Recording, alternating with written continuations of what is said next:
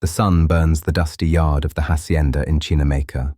The horsemen wait, the rifles are loaded, the air is heavy and still.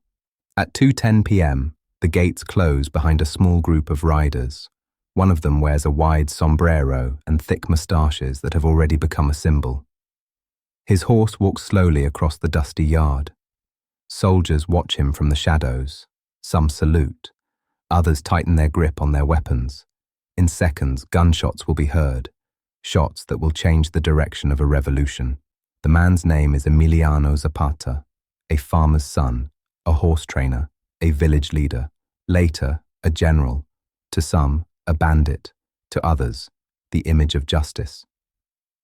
At the end of the 19th century, Mexico is under the rule of Porfirio Díaz. He comes to power in 1876 with a promise to end dictatorship, and he stays for more than 3 decades. His rule, known as the Porfiriato, brings railroads, industrial growth, and foreign investment. Cities expand, mines operate, sugar plantations prosper, but this wealth does not reach the peasants. While in Europe, the Industrial Revolution creates new classes and new conflicts, in Mexico, it destroys old communities. Behind the image of modernization stands a simple truth. Large landowners take over village communal lands. Peasants who have worked community land for generations, land recognized by tradition and old laws as belonging to the village, suddenly lose their rights when new regulations allow it to be declared private property of large haciendas. The laws are changed to serve big landowners, sugar magnates, and foreign investors who buy huge territories. Courts rarely protect the poor. Imagine that the field your family has worked for 100 years is no longer yours. The documents have been corrected. The borders have been reviewed. If you protest, you are called a troublemaker. If you continue to resist, the rurales, the armed federal forces of Díaz's regime, arrive. In the state of Morelos, where the sugar industry is expanding quickly, the tension becomes visible. The peasants do not want ideology. They want their land.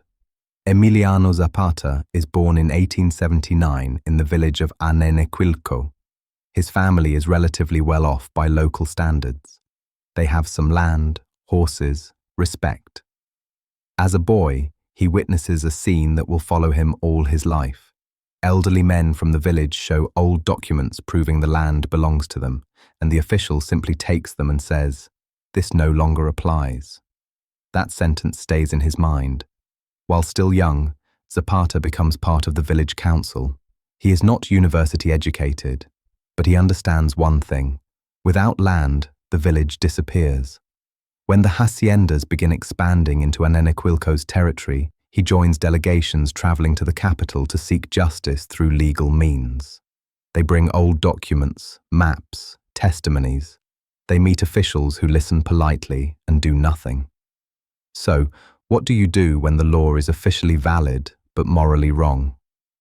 In 1910, Mexico's political scene begins to shake.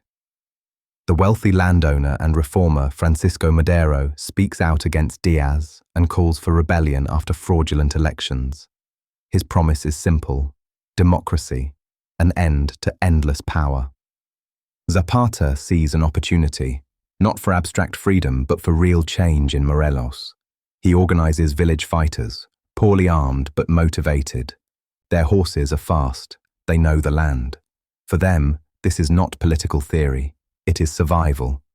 Rebellions break out in different parts of the country. In northern Mexico, Pancho Villa, a former bandit, rises as a military leader.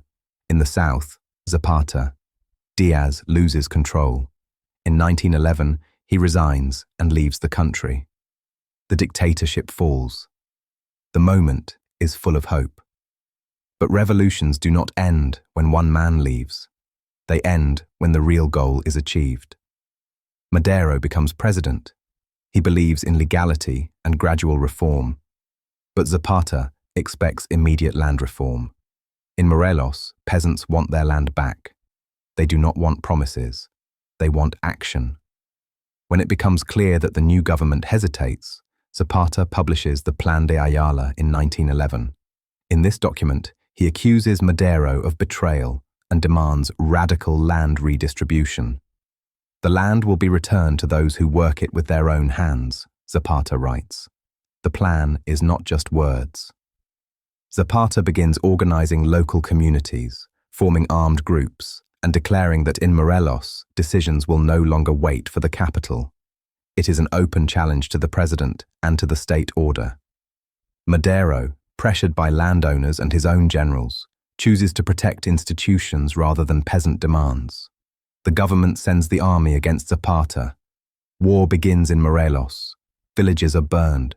Suspected collaborators are executed. The Zapatistas respond with sabotage and attacks. They destroy railway lines and attack haciendas to weaken the economic base of their opponents, and this continues for months. In 1913, General Victoriano Huerta carries out a coup. Madero is arrested and killed. Mexico falls into chaos again. Zapata does not recognize the new regime either. For him, Huerta is simply another version of the same tyranny. The war continues. In the north, other revolutionaries, including Venustiano Carranza, also rise against Huerta. In time, the dictator falls. But unity among the victors is an illusion. Carranza wants centralized power. Zapata wants autonomy and real agrarian reform. In Morelos, the Zapatistas begin applying their own model. Lands are returned to communities. Sugar mills operate under local control. The result is disorder and shortages. But at least for a short time, peasants feel that power is close to them.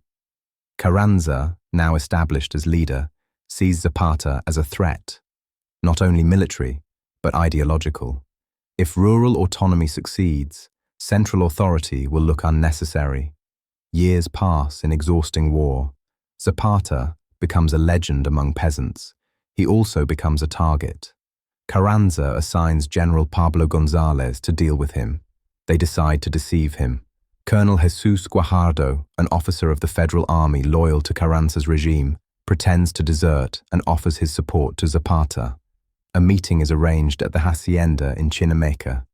And so we return to the beginning of our story. April 1919.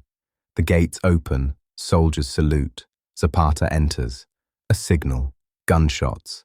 His body falls. His death is shown publicly to convince everyone that the legend is dead.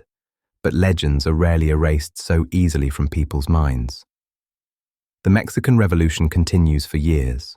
The Constitution of 1917 includes agrarian reforms, but their real implementation takes decades. Zapata does not live to see systematic change, but his name becomes a symbol. Even at the end of the 20th century, when an armed movement appears in the state of Chiapas, it takes the name Zapatistas, not because it repeats his ideology exactly, but because his image has become an archetype of resistance against distant power. In the dusty yard of Chinameca, bullets end one life, but they do not end the question. When justice is delayed, how long will society wait patiently? Today, Zapata's name is not written directly in the Mexican Constitution, but his ideas are reflected in Article 27 of the 1917 Constitution, which regulates agrarian reform and the rights of communities over land. His name lives in movements defending the rights of local communities. It lives in the faces of people who have never held a weapon, but who still repeat, the land belongs to those who work it. The story of Zapata reminds us that political change often begins not in capitals, but in small towns and among ordinary people.